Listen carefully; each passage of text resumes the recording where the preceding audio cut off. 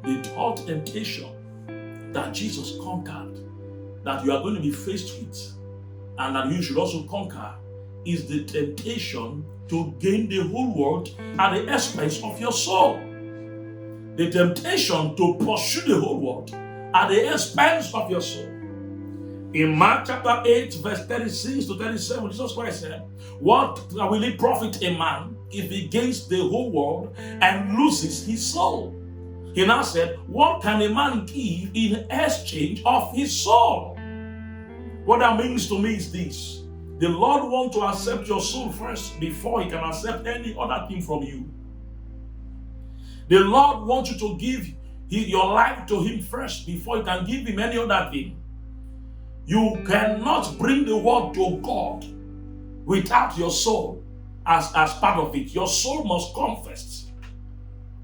So you should avoid the temptation of pursuing everything without minding God. The devil showed Jesus the glory of this world, and Jesus rejected the glory of this world. And so many of us today, we are pursuing the glory of this world at the expense of our soul. Some will say, "I have been poor, Pastor. Poverty have dealt with me. I don't care how it happens. I just want to make money." Pursuing money, pursuing fame at the expense of their soul.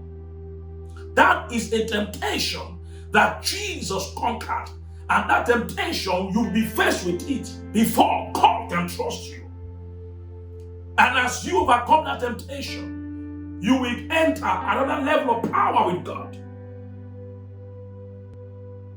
Some are pursuing the world. They want to be visible everywhere. They want to be famous. Everybody needs to know them. Everybody needs to praise them. Everybody needs to like them. The same world that did not like your master Jesus, you are doing your best for the world to like you. Jesus said that a servant is not better than his master, that what they did to the master, they will do to the servants. But today, our pastors are more acceptable than Jesus.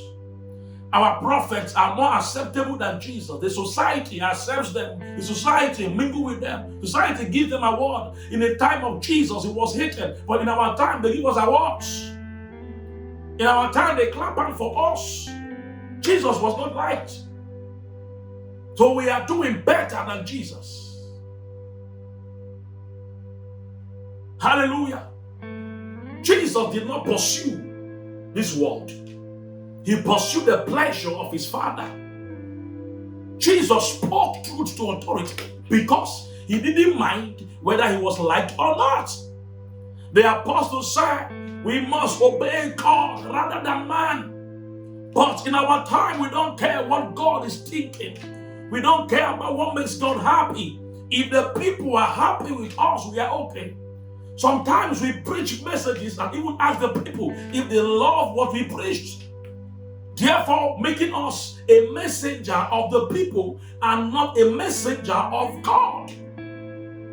Some are hired, by the way, so they preach hired messages that will please their tax masters, that will please people that are paying them.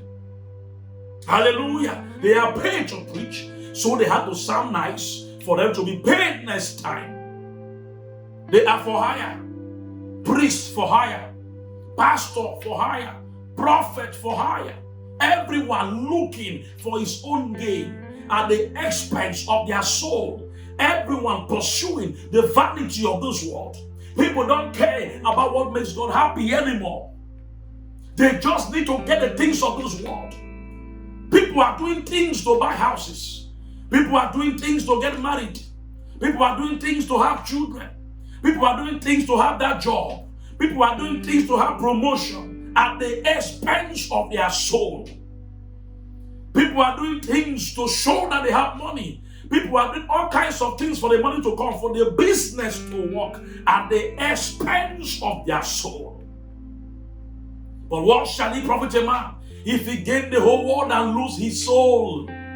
What can a man give in exchange for his soul?